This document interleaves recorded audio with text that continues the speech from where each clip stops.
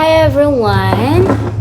I'm gonna share to you the technique on how I maintain my cell phone, the battery health as 93%. Kailangan nyo lang i-off yung mga background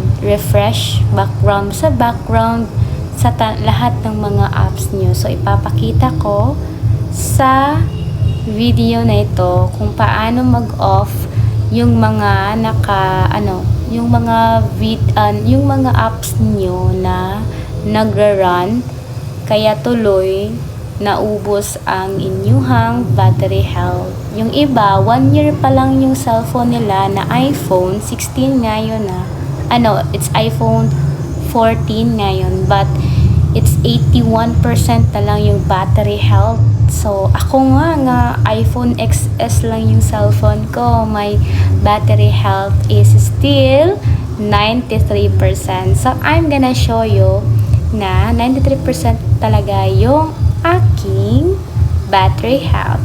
Ito na nga mga mare, open kayo ng settings nyo, pumunta kayo dito sa inyong battery. So, papakita ko sa iyo ang battery health ko na 93%. Yay! So, paano ba ma-maintain yan?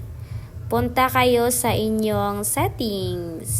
Sa pinakababa, di ba may mga apps dyan? I-open nyo yung lahat ng apps. Like for example, CapCut. Lahat, dapat naka-off yung background app refresh at saka lahat ng mga naka-green, i-off yung lahat kung di naman ginagamit yan. Okay? Yung Chrome, pwede i-off mo lahat yun. Mga camera like that. Pag naka-off, very good. Pag naka-on, so like that para sa akin, in-off ko na yan lahat. So, yung Facebook, maintain ko lang yung microphone at camera. Pero yung iba, in-off ko talaga. So, again, pag may green dyan, kailangan mo yung i-click para ma-off, para hindi siya magdaran sa yung battery at nagkukos ng maubos yung battery health ninyo. Alright? Sa YouTube, pwede nyo din i-off yung lahat, pero ginagamit ko kasi yon, so hinahayaan ko lang yung mga hindi ginagamit na app. Pinang-off ko lahat ng mga background app refresh at mga camera like that. So, gawin nyo lang ito mga madi, hindi nyo lang mamalayan na nakasave ito sa inyong battery health. Ayun lang, please subscribe. Thank you for watching.